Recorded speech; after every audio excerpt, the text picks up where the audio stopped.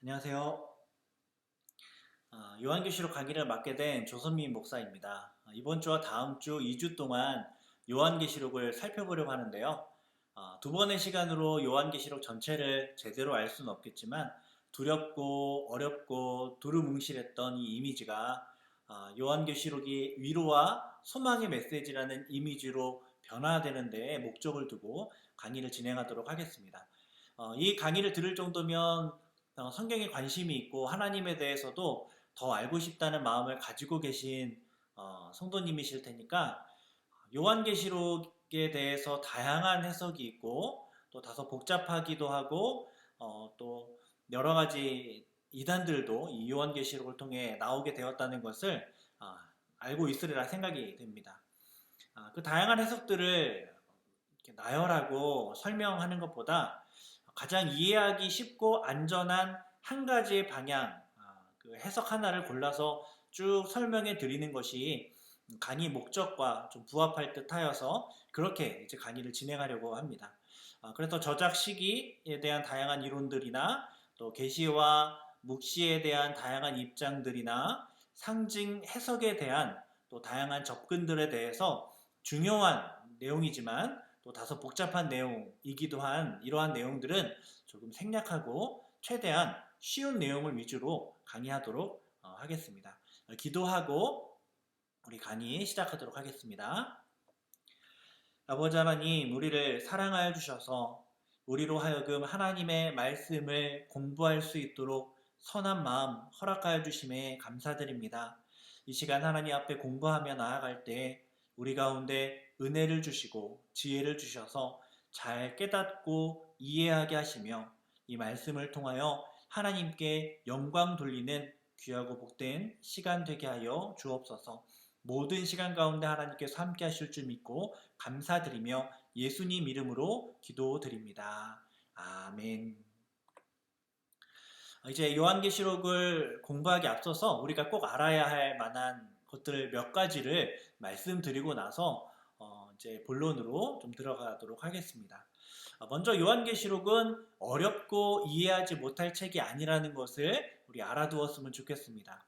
요한계시록을 얼핏 보면 무서운 짐승들도 나오고 뭐 무서운 심판들, 이해할 수 없는 상징들이 등장해서 쉽게 읽기 어려운 책이다라는 그런 생각을 하게 되죠.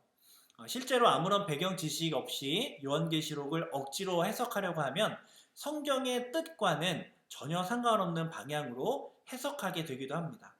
그러나 그렇다고 요한계시록이 마냥 어렵기만 한 책은 아닙니다. 성경에 요한계시록을 해석하는 방법이 나와 있습니다.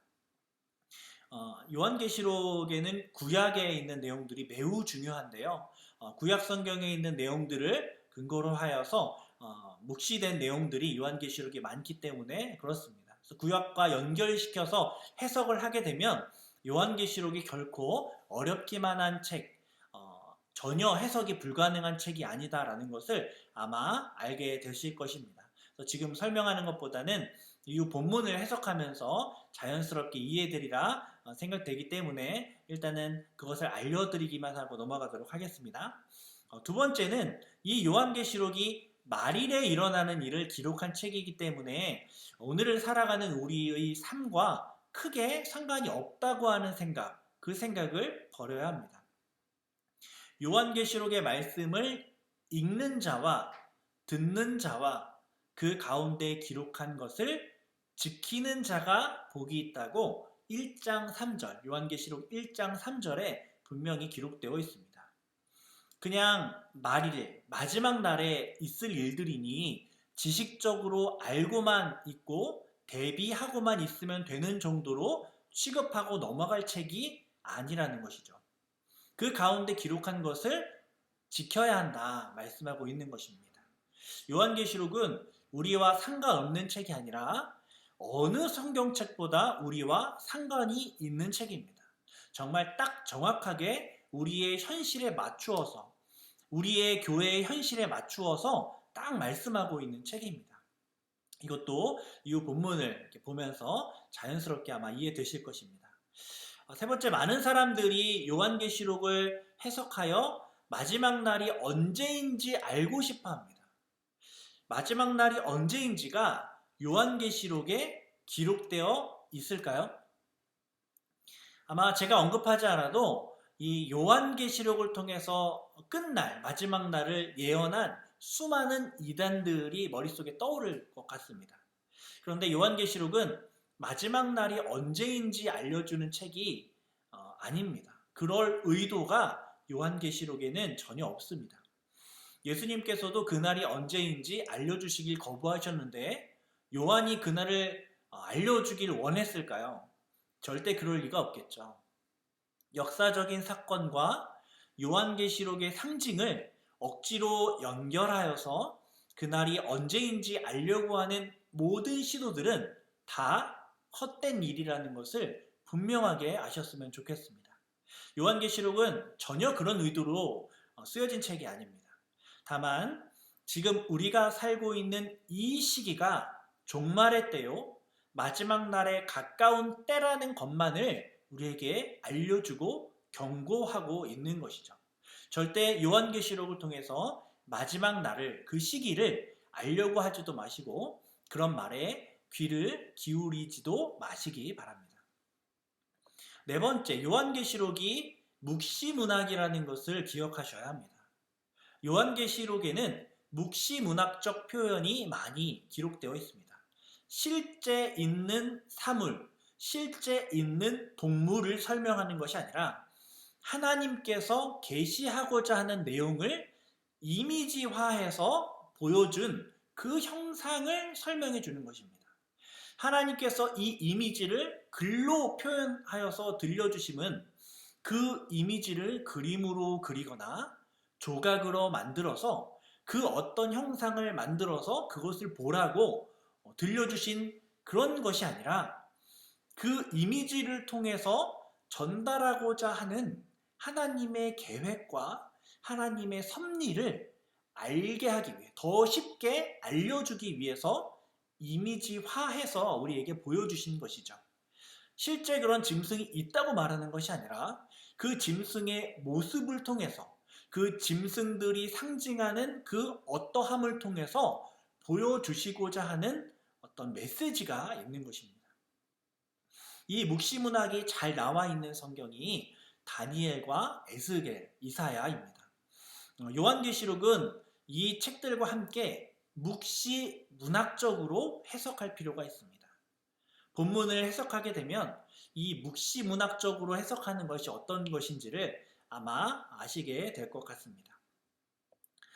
네, 요한계시록 전체에서 계속해서 말하고 있는 세 가지 초점이 있는데요. 먼저는 세상에 종말이 있다는 것을 말해주고 있어요.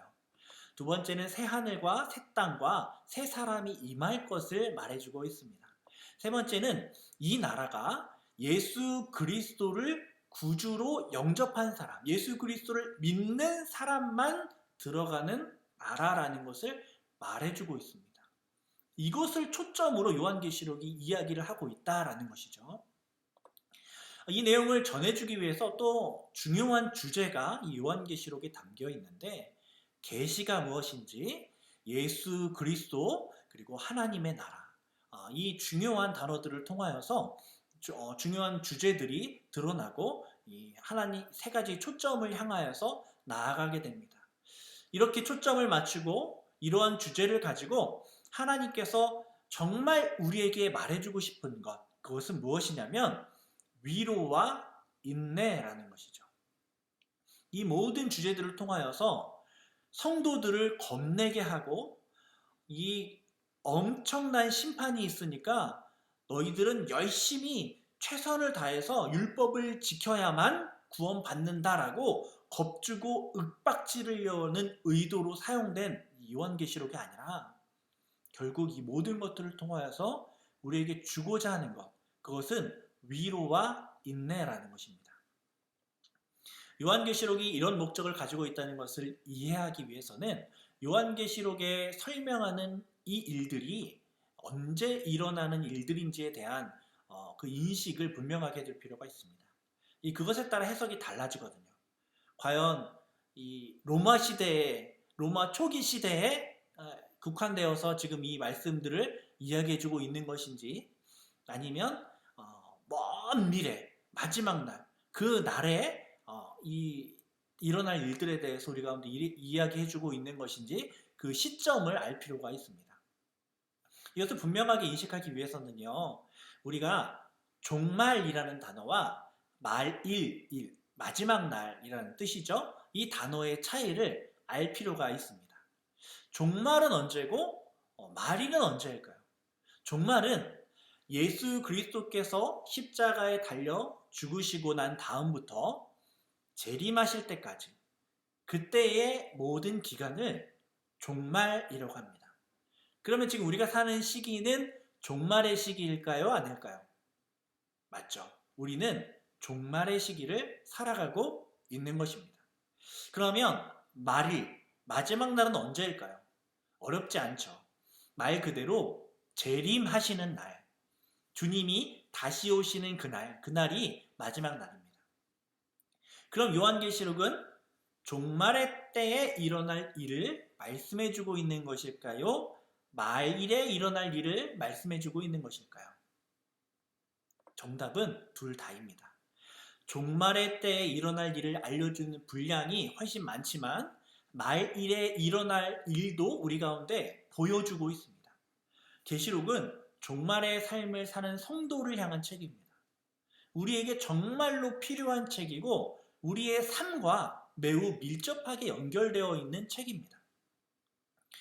그럴 의도로 이 말씀이 기록되어 있는 것이죠. 또 하나 요한계시록의 시간 개념을 생각할 때 알아두어야 할 것이 있는데 이 상징들이 역사적, 시간적 순서로 기록된 것이 아니다라는 것을 알고 계셔야 합니다. 물론 일부 학자들이 일곱 인과 일곱 나팔과 일곱 대접 이 심판들이 시간 순서대로 역사적인 순서대로 일어난 것이라고 주장을 하지만 그렇게 해석할 때 여러 가지 문제들이 발생하기 때문에 우리는 그렇게 해석하지 않습니다. 이 묵시문학의 특성상 또 문맥상 신학적인 내용상 여러 가지 측면들을 고려할 때에 이 심판들, 이 상징들은 시간적 순서가 아니라 계시를 더 분명하게 알려주고자 하는 장면들의 연속이라고 우리가 생각할 필요가 있습니다. 그러니까 이런 첫 번째 인이 일어나고 그 다음 두 번째 인이 일어나고 세 번째 인 심판이 일어나고 그 다음에 대접이 일어나고 나팔 심판들이 일어나고 이러한 순서대로 시간 순서대로 진행되는 것이 아니라 하나님의 이 종말의 때에 일어날 일을 더 효과적이고 확실하게 보여주기 위해서 다양한 측면으로 이렇게 다양한 장면을 연속해서 보여주는 것 그렇게 이해하면 아마 요한계시록의 상징들과 심판들을 제대로 이해하는 것입니다. 요한계시록의 시간 개념에 대해서 두 가지 기억하시면 됩니다. 하나는 요한계시록의 심판은 종말의 시기도 염두한 심판이다. 즉 우리가 살고 있는 이 시기를 포함해서 하나님께서 말씀하시는 심판이다. 두 번째, 이 심판들은 시간적 역사적 순서로 기록된 것이 아니다 라는 것 기억해 두시면 좋겠습니다. 요한계시록 1장 1절을 보면요, 이 요한계시록의 성격이 무엇인지 나오는데요, 예수 그리스도의 계시라고 기록되어 있죠. 요한계시록은 예수 그리스도의 계시입니다. 그런데 더 읽어보면요, 1장 3절에 이 예언의 말씀을 읽는 자와 듣는 자와 그 가운데 기록한 것을 지키는 자가 복이 있다 이 말씀이죠. 이 무슨 말씀이래요? 예언의 말씀이랍니다. 그러니까 요한계시록은 계시이고 또 동시에 예언이다 라고 말씀하고 있는 것입니다. 계시와 예언은 같은 말인 것 같지만 사실은 다른 말입니다. 계시는 묵시라는 뜻이죠. 묵시는 하나님께서 장차 있을 일을 보여주신 것입니다. 하나님께서는 때때로 성도를 위로하시고 교훈하시기 위해서 장차 있을 일을 이렇게 딱 보여주세요. 성경에 기록된 묵시는 종말, 심판, 구속에 대한 내용을 이렇게 쫙 보여주십니다. 사도 바울이 다메섹에서 본 광경이 이 묵시 문학에 나오는 그 광경입니다. 대표적으로 에스겔과 다니엘의 이런 묵시들이 있죠. 종말에 되어질 일들을 하나님께서 쫙 보여주시는 것이죠. 그것이 묵시입니다. 예언은 그 묵시가 어떻게 이루어지는지에 대한 모든 과정을 하나님께서 어떻게 이 묵시를 어떻게 운영해 가시고 하나님 나라의 일들을 어떻게 운영해 가시고 그것들이 어떻게 펼쳐질 것인가에 대한 그 모든 내용까지 포함하고 있는 내용이 바로 예언이죠. 쉽게 말해 에스겔의 환상이 묵시이고 그 환상이 어떻게 이루어지게 되는지 설명하는 말씀이 예언입니다. 예언의 극화가 묵시이고 묵시를 풀이하는 것이 예언이죠. 이 요한계시록엔 이 묵시와 예언이 이제 혼합되어서 사용되고 있습니다. 거기에 이제 편지의 요소까지 포함되어 있죠. 그래서 여러 학자들이 묵시와 예언을 이렇게 예리하게 분리해서 해석하려고 많은 노력을 기울였는데요. 하지만 묵시와 예언이 혼합된 경우도 많이 있기 때문에 우리는 그것까지 알 필요는 없고요. 요한계시록이 그렇습니다. 이 묵시와 예언이 혼합되어서 기록되어 있습니다. 이 미래에 대한 성취에 대한 대망에만 초점을 맞춘 것이 아니고 그렇다고 현재 이루어지는 하나님의 역사에만 국한되어 있는 것이 아니고 묵시와 예언이 다 포함되어 있는 거예요. 묵시와 예언이 함께 편지 형식으로 쓰여진 책, 그것이 바로 요한계시록이에요. 그래서 우리는 요한계시록의 장르를 정의할 때 묵시와 예언이 함께 편지 형식으로 쓰여졌다. 요한 묵시적 틀에 편지 형식으로 기록된 예언이다 라고 정의할 수가 있을 것 같습니다. 네, 사도 요한은 요한계시록이 요한계시록 어디서 썼냐면 반모섬에 유배되었을 때 쓰게 됐죠. 어떻게 기록되어 있냐면 반모섬에 유배되어 있을 때 종말의 그림, 즉 묵시를 하나님께 받아 기록한 책이다라고 말씀하고 있습니다. 힘든 시기를 살아가고 있던 성도들을 향해서 이렇게 하나님께서 어떤 그림을 요한에게 이렇게 다 보여주신 것이죠. 그렇다면 우리는 여기서 드는 의문점이 있습니다. 하나님께서 왜 그림 언어로 이 이미지로 장차 되어질 일을 보여주신 것일까요? 사실 요한계시록에 나온 그림 언어들을 우리가 이해하기가 쉽지가 않습니다. 게다가 당시의 문화나 역사를 잘 모르기 때문에 오늘날 살아가는 우리에게는 이 그림을 정확하게 정의 내리기가 더 이해하기가 어렵고 쉽지가 않습니다. 그럼에도 불구하고 하나님께서 왜 이와 같은 방식으로 그림 언어로 요한계시록을 기록하게 하셨을까요? 여기에는 몇 가지 이유가 있는데요. 먼저는 보여주시고자 하는 그 메시지가 언어로는 도저히 표현할 수가 없는 거예요. 언어로 표현할 수 없는 감동과 기쁨이 이 계시 안에, 이 묵시 안에 있었던 것이죠. 엄청난 감동과 엄청난 기쁨의 일을 경험하게 되면 우리가 그걸 말로 설명하기가 좀 어려워지죠. 그래서 정확한 비유인지는 모르겠지만 예를 들면 그것이 얼마나 큰지 우주 같아 라고 이렇게 표현을 한다고 칩시다. 그것이 얼마나 맛있는지 솜사탕 같아 이렇게 표현을 한다고 칩시다. 글자나 언어로는 도저히 표현할 수 없는 어떤 감격적인 무언가를 표현할 때 우리가 이렇게 이미지화해서 그림 언어를 사용할 때가 있는 것이죠. 또 하나의 이유가 있습니다. 당시 시대와 이제 연결되는데요. 당시 그리스도인들은 로마 제국 치하에 살고 있었습니다. 당시 로마 제국은 기독교에 대해서 결코 우호적이지 않았어요. 그래서 요한은 교회에 소망의 편지를 보내면서 이 메시지의 의도를 감출 필요가 있었습니다. 666이나 14만 4천 같은 숫자를 이용해서 의미를 이렇게 전하기도 했고 구약 성경에 나온 상징들을 통해서 그 의미를 전해주기도 했습니다. 그래서 이 그림 언어는 하나님을 믿는 그리스도인들에게는 굉장히 감동적이고 더 의미심장한 표현으로 받아들여지는데 로마 제국이나 다른 이방 사람들에게는 이 감추어진 표현 방식이 되었습니다. 그래서 성령이 하시는 말씀을 하나님의 영을 가진 사람들은 이해할 수 있었지만 그렇지 않은 사람들은 아무리 열심히 듣고 아무리 바라보고 아무리 연구를 해도 이게 무슨 뜻인지 도통 이해를 할 수가 없는 겁니다. 우리는 요한계시록의 묵시와 이 그림 언어를 읽을 때 이 로마 사람들처럼 이해 못하는 자가 아니라 초대 그리스도인들처럼 와, 너무나 감동적이고 너무나 감격스럽다. 보여주시는 그 상징과 이미지, 마지막 날에 되어질 그 일들이 너무나 감격스럽다라고 더 깊은 감동을 받을 수 있는 그런 우리 성도들이 되어야 할 것입니다. 그것이 바로 요한계시록을 그림 언어를 사용하여서 우리에게 주신 목적과 의도이죠.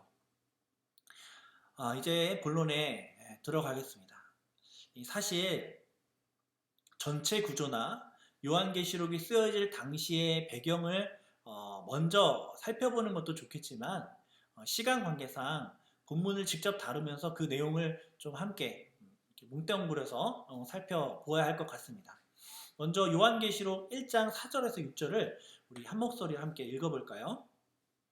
요한은 아시아에 있는 7교회에 편지하노니 이제도 계시고 전에도 계셨고 장차 오실이와 그의 보좌 앞에 있는 7 영과 또 충성된 증인으로 죽은 자들 가운데에서 먼저 나시고 땅의 임금들의 머리가 되신 예수 그리스도로 말미암아 은혜와 평강이 너희에게 있기를 원하노라.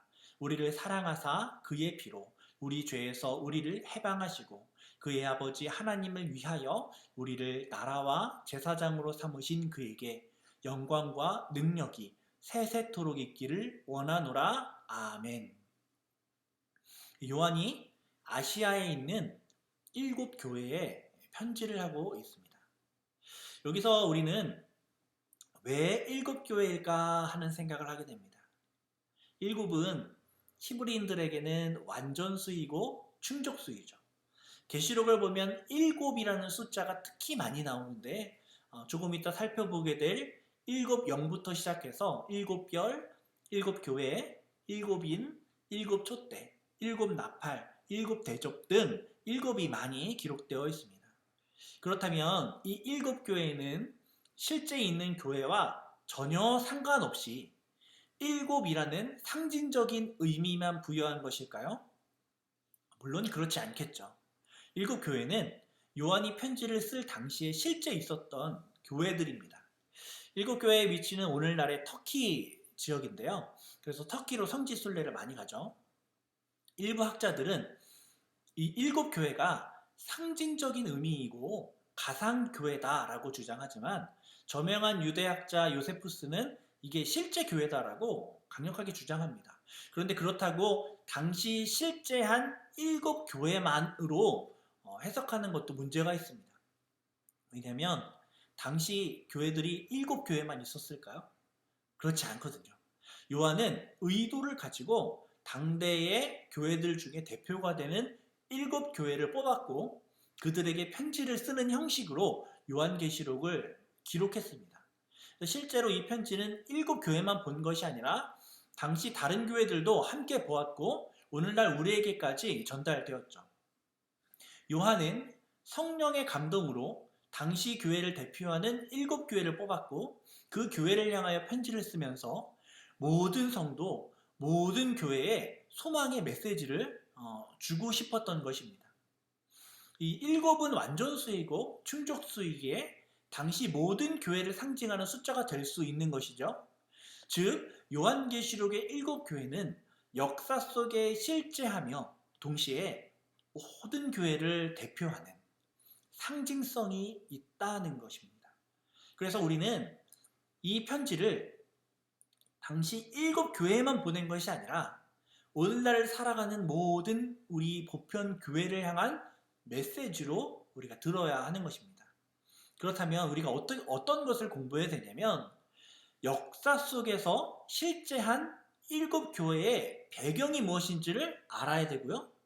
동시에 이 메시지가 옛날에만 한정된 것이 아니라 오늘 보편교회를 향한 우리를 향한 메시지이기 때문에 그것이 어떻게 적용이 되는지 적용까지 공부를 해야 할 것입니다. 그렇죠? 또한 4절을 보면 이제도 계시고 전에도 계셨고 장차 오실 이가 등장합니다. 이제도 계시고 전에도 계셨고 장차 오실 이 누구일까요? 당연히 우리는 이분을 예수님이라고 생각하게 됩니다. 헬라어 원문을 살펴보면 그 유명한 에고 에이미라는 표현이 여기 기록되어 있습니다. 이 에고 에이미, 내가 그로다 라는 뜻으로 하나님의 자기 선포적인 표현이거든요. 이 표현은 누구한테 쓰냐면 하나님에게 쓰는 이제 표현입니다. 그래서 정확히 말해서 여기서 이제도 계시고 전에도 계셨고 장차 오실 이는 성부 하나님을 의미합니다. 또 계속해서 보면 이제 그의 보좌 앞에 있는 7 영이 나옵니다. 요한계시록이 이제 막 시작했는데 벌써 여러 가지 어려운데, 사실 이 기초가 제대로 갖추어져 있으면 앞으로 이제 요한계시록을 해석하는 데 있어서 곁길로 안 나갈 수가 있습니다. 그러니까 잘 들어주시면 좋겠습니다. 우리 형식으로 7 영은 이해가 안 돼요. 7 영이 뭘까요? 당시 교회마다 하나의 영이 있어서 7 영일까요?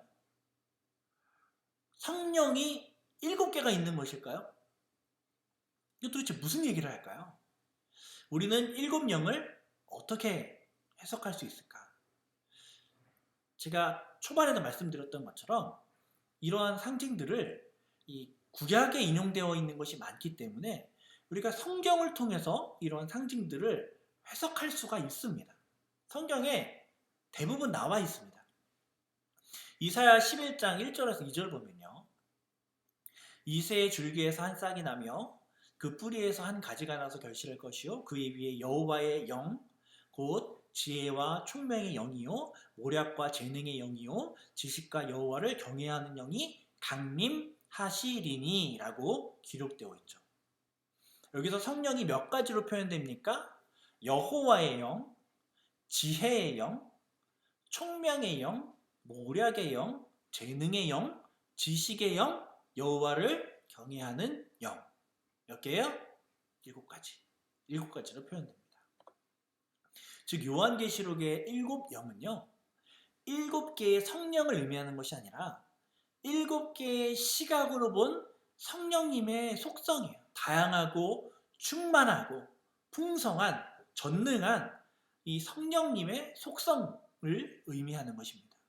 완전하신 성령님의 충족함을 7 영으로, 7이라는 숫자를 사용해서 7 영으로 표현한 것이죠.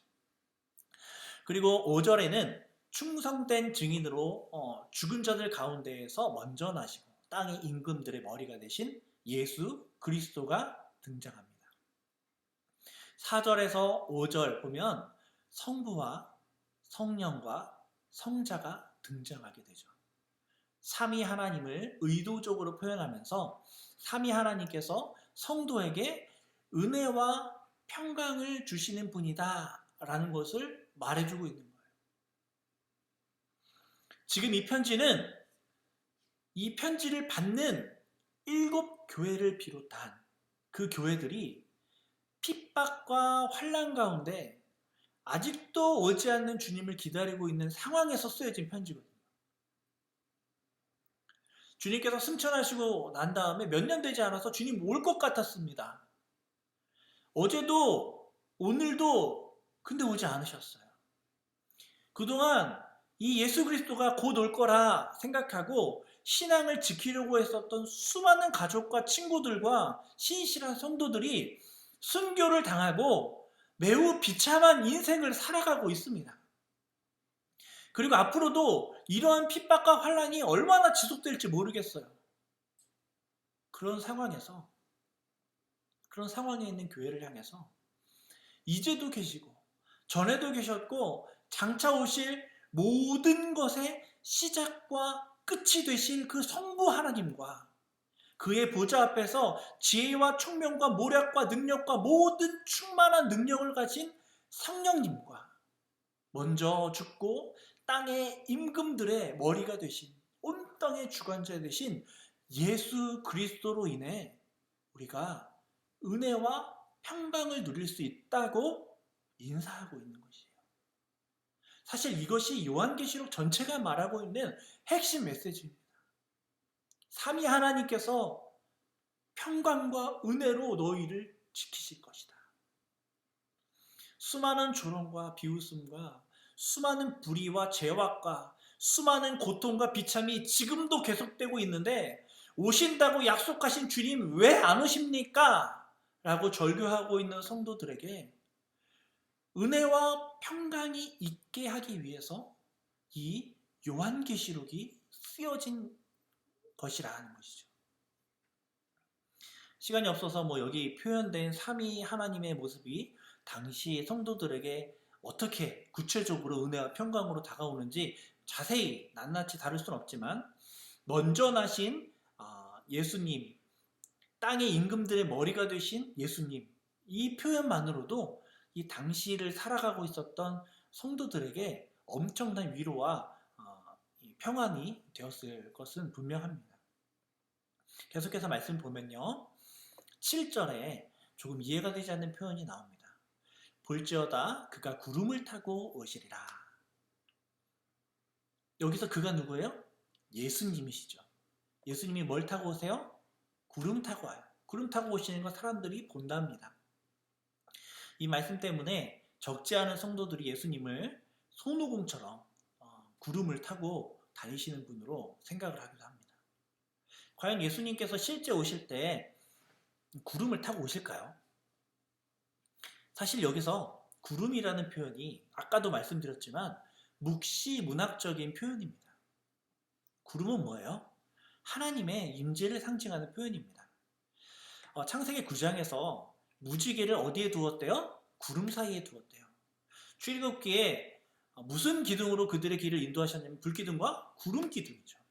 신의 산에 오를 때 무엇이 산을 가렸냐면 구름이 산을 가립니다. 여호와의 영광이 신의 산 위에 머무를 때 구름이 산을 가려요. 여호와께서 구름 가운데서 모세를 부르신다 기록되어 있습니다. 출애굽기 33장에 모세가 회막에 들어갈 때 무슨 기둥이 내려요? 구름 기둥이 내려서 회막문에 서며 여호와께서 모세와 말씀하십니다. 요한계시록과 같이 묵시문학으로 쓰여진 에스겔 10장 4절을 봐도 여호와의 영광이 구름에서 올라와 성전 문지방에 이르니 무엇이 성전에 가득해요? 구름이 성전에 가득해요. 그래서 여호와의 영화로운 광채가 뜰에 가득하여 하나님의 영광스러운 임재를 우리 가운데 이야기를 해주고 있는 것입니다. 실제 구름이 아니라 하나님의 임재를 상징하는 표현들이라는 거예요. 묵시적인 표현이라는 거예요.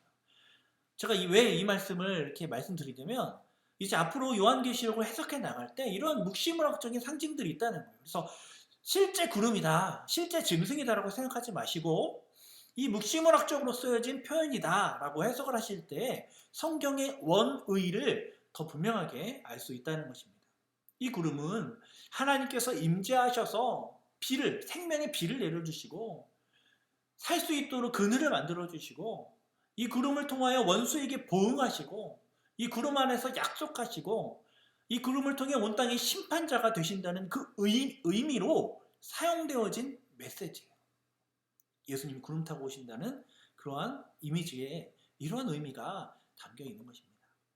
그러니 요한계시록의 표현도 묵시문학적인 표현으로 해석해야 되는 것이죠. 예수님께서 실제로 구름 타고 오신다는 게 아니라 심판자로 구원자로 능력의 하나님으로 임재하신다는 의미입니다. 그런데 7절을 이어서 보면 예수님께서 오시는데 땅에 있는 모든 족속이 그로 말미암아 애곡한다라고 말씀하고 있어요. 이건 또 무슨 소리일까요? 예수님이 오시는데 왜 모든 사람들이 애곡하게 될까요? 사실 여기서 애곡하게 되는 사람들은요, 6절에 있는 사람들과 반대편에 있는 사람들입니다. 6절에 아멘으로 끝나고요, 7절에도 아멘으로 끝나죠.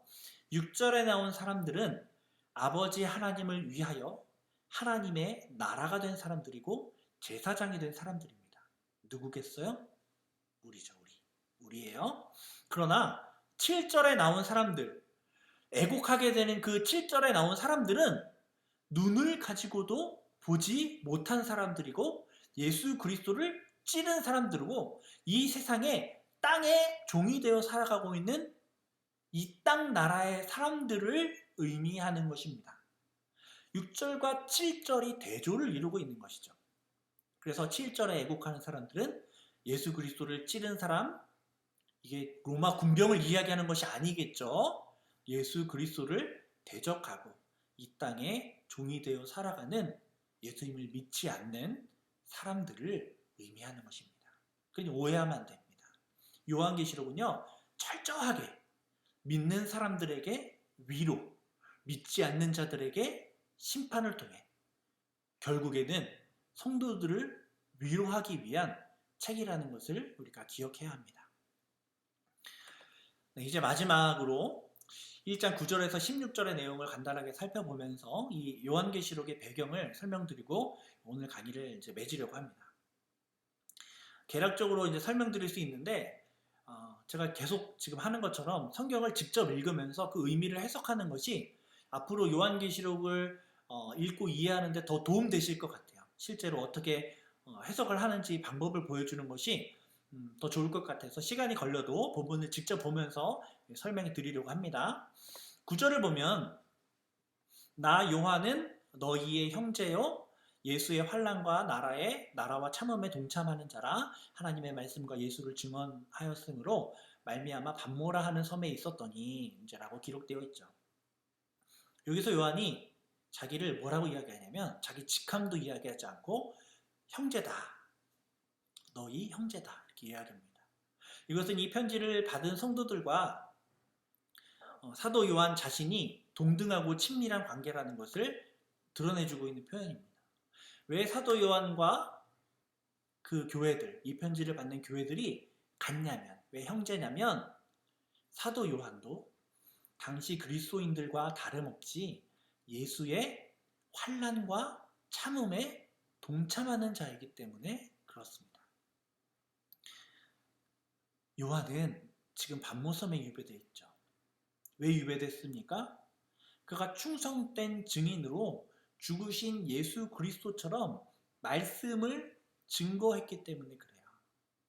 즉 이 편지를 받는 수신자들 역시 요한처럼 예수님처럼 말씀을 증거하였기 때문에 예수의 환난과 나라와 참음에 동참하는 똑같은 처지에 있는 성도들이다라는 거예요.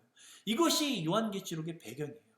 우리가 요한계시록을 읽으면서 반드시 염두에 둘 것, 이 요한계시록이 예수의 환난과 나라와 참음에 동참하는 교회들을 향한 메시지라는 거예요. 그 성도들을 향한 큰 위로와 소망의 의도로 기록되어 있는 메시지라는 것이죠. 그렇기 때문에 오늘날 살아가는 성도들, 예수님을 믿는다는 것 때문에 여러 가지 오해와 핍박과 아픔, 예수님을 믿기 때문에 정직함으로 살아가서 여러 가지 피해와 손해를 보는 오늘날의 모든 교회들, 그런 성도들을 향한 아주 지극히 실천적이고 실제적인 말씀이다라는 거예요. 또한 요한은 이 말씀을 10절을 보면 주의 날에 받았습니다. 여기서 주의 날은 우리가 사용하는 주일의 기원이죠. 주님의 날이라는 의미입니다. 주의 날에 하나님께서 요한에게 말씀을 하신 거예요. 나팔 소리 같은 큰 음성을 이 요한이 듣게 되는 것이죠. 이 나팔 소리가 요한계시록의 특징을 또 알려주는 표현들입니다. 나팔은요, 성경 전체 맥락에서 볼 때 세 가지 상황에서 불게 되는데요. 첫째, 전쟁을 나갈 때 나팔을 불어요. 둘째는 왕이 출현할 때 나팔을 붑니다. 셋째는 축제가 시작될 때 나팔을 부는 거예요. 이 셋 중에 10절의 나팔 소리의 의미는 무엇입니까? 무엇일까요? 첫째를 빼고 둘째와 셋째의 의미입니다. 요한계시록은 전쟁의 책은 아닙니다. 이미 예수님께서 승리하셨어요. 하나님과 사탄의 치열한 전투를 다루고 있는 책이 아니에요. 전투는 끝났습니다. 예수님께서 다 이루었다 말씀하시잖아요. 그런데 이제 나팔 소리가 들릴 수 있는 이유는 두 가지입니다. 왕이 출현하여 승리를 선포하고 축제가 시작되는 것. 요한계시록은 기다리고 기다리던 왕의 출현을 보여주는 책이고 축제가 시작되는 기쁨과 소망의 책이라는 거예요. 이제 모든 것의 주인공 대신 예수 그리스도께서 무대에 딱 등장하시는 그러한 아주 영광스럽고 아주 감격스러운 장면을 우리 가운데 이렇게 보여주고 있는 거예요. 이것이 성도들에게 너무나 큰 기쁨과 소망의 메시지가 되는 것이죠. 이 기쁨과 소망의 메시지를 11절에 보니까 교회를 대표하는 7교회에 보내라고 하시는 것입니다. 그리고 이제 조금 이해하기 어려운 묵시 문학적인 표현들이 또 등장하는데요. 12절을 보면 7금초대가 등장합니다. 13절 보면 7금초대 사이에 인자 같은 이가 지나다니시고요. 16절 보니까 그의 오른손에 7별이 있어요. 또 그의 입에서 좌우에 날성검이 나오고 그 얼굴은 해가 힘있게 비치는 것 같습니다. 이 그림을 그려보면 이게 어떤 상황일까? 이런 생각들이 들게 되죠. 근데 7금초대가 뭔지, 인자 같은 이는 누구인지, 그가 오른손에 든 7별은 뭔지, 입에서 검이 왜 나오는지 해석하기가 좀 쉽지 않습니다. 근데 이것도 20절 보면 풀이가 나와 있어요. 20절 보니까 7별은 7사자이고 7촛대는 7교회다 이제 말씀해주고 있습니다. 그럼 다시 13절부터 16절 말씀으로 돌아가서 보면 몸을 돌이켜 나에게 말한 우선 이 인자 같은 이는 예수님이라는 것을 13절부터 16절에 묘사된 표현을 통해서 우리가 어렵지 않게 알 수 있어요. 발에 끌리는 옷을 입고 가슴에 금띠를 띠고 이러고 있는 복장이 누구 복장 같아요? 왕의 복장 같죠. 순결하고 거룩함을 상징하는 흰머리, 또 불꽃, 공의로운 불꽃 같은 눈, 또 모든 시험을 이기신 발, 위험 있는 음성을 가지신 분, 그분이 바로 예수님이죠. 그런데 그분이 7별을 오른손에 들고 있는데 7별이 7교회의 사자라는 겁니다. 여기서 이 사자, 이 사자는 7교회에 있는 어떠한 지도자들을 말하는 것이 아니라 원어를 보면 안겔로이, 즉 천사라는 의미입니다. 천사는 하나님의 심부름을 하는 존재이죠. 교회를 돕는 천사들이라는 거예요. 하나님께서 이 오른손에 이 천사들을 7천사들을 가지고 하나님의 교회를 돌아보며 돌보시고 돕는다는 겁니다. 이 천사는 숭배의 대상이 아니에요. 그리고 7촛대는 7교회랍니다. 즉 이 묵시는 예수님께서 교회를 대표하는 7교회를 친히 다니시는 모습, 친히 다스리시고 친히 천사들을 활용하여 도우시는 그러한 모습들에 대한 묵시를 보여주는 거예요. 어떤 모습으로 다니시냐면 왕으로 다니시는데 거룩한 왕으로, 공의의 왕으로 모든 고난을 채울하신 위로의 주로 다니시는 것이죠. 그리고 그 통치는 교회를 돕는 천사를 부리시면서 좌우의 날선검, 즉 말씀을 통하여 통치하신다는 겁니다. 모든 교회를 말씀을 통하여 능력으로 왕으로 온전히 통치하신다는 것이죠. 이 능력의 말씀으로 모든 교회를 통치하시는 주 되시는 주님의 모습을 이 그림 언어로 우리 가운데 보여주신다는 것입니다. 이 그림 언어를 이렇게 해석을 해야 되는 거예요. 이런 모습을 환난과 고난 가운데 있는 교회들에게 보여주는 것. 그것이 바로 요한계시록의 목적입니다. 요한계시록은 성도를 겁주고 위협해서 헌금을 강탈하거나 헌신과 열심을 강요하게 만드는 그런 성경이 아닙니다. 보이진 않지만 실제로 계신 예수님을 보여주어서 성도를 위로하려고 하는 책입니다. 다음 시간에는 이 시간이 허락하는 한 요한계시록의 본문을 또 계속 보면서 또 하나씩 해석해 나가려고 합니다. 일곱 교회에게 쓴 편지와 일곱인, 일곱 나팔, 일곱 대접의 이 묵시들이 등장하는데 다 다루지는 당연히 못할 것 같은데 그래도 천천히 강의하려고 합니다. 요한계시록이 은혜와 위로의 책이라는 것을 이 시간들을 통해서 저도 여러분도 더 분명하게 알게 되는 시간이 되었으면 좋겠는 마음으로 더 자세하고 구체적으로 다루어 보려고 합니다. 우리는 이제 오늘 요한계시록을 본격적으로 공부하기에 앞서서 알아야 할 어떤 개관적인 요소들을 몇 가지 알아보았습니다. 먼저 요한계시록은 이해하지 못할 책이 아니라는 것을 말씀드렸죠. 그리고 이 책이 먼 미래에 주님 오실 날에만 참고해야 할 막연한 책이 아니라 종말의 시대를 살아가는 우리에게 적용점이 있는 실제적인 책이라는 것도 말씀드렸어요. 또 그림 언어로 쓰여진 묵시의 책이라는 것도 말씀드렸습니다. 또 일곱 교회는 실제 있는 교회이지만 동시에 우리 모든 교회를 대표하는 교회다라는 것도 말씀을 드렸죠. 무엇보다 요한계시록을 기록한 목적이 뭐라고요? 환난과 불확실한 삶을 살아가고 있는 그 성도들을 위로하고 그들에게 소망을 주기 위해서 기록한 책이라는 것을 말씀드렸습니다. 또 다음 시간에 이것들이 어떻게 또 펼쳐지게 되는지를 기대하시면서 오늘 강의는 여기서 마치도록 하겠습니다. 기도하고 마치겠습니다. 아버지 하나님, 우리를 사랑하사 요한계시록의 말씀을 또 공부할 수 있도록 하셔서 감사드립니다. 하나님, 우리에게 위로를 주시고자, 우리에게 소망을 주시고자 이 귀한 말씀을 우리에게 주셨습니다.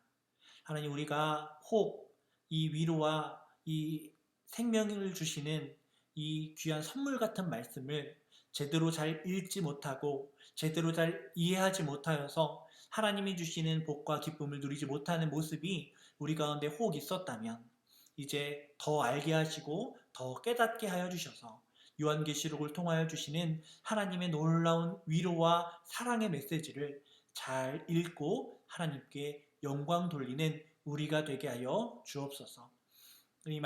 이 모든 시간들을 통하여서 우리 가운데 가장 선한 것들을 알려주시고 우리를 가장 선한 길로 인도하실 주님께 감사드리고 이 모든 기도 합하여 예수 그리스도 이름으로 기도드립니다.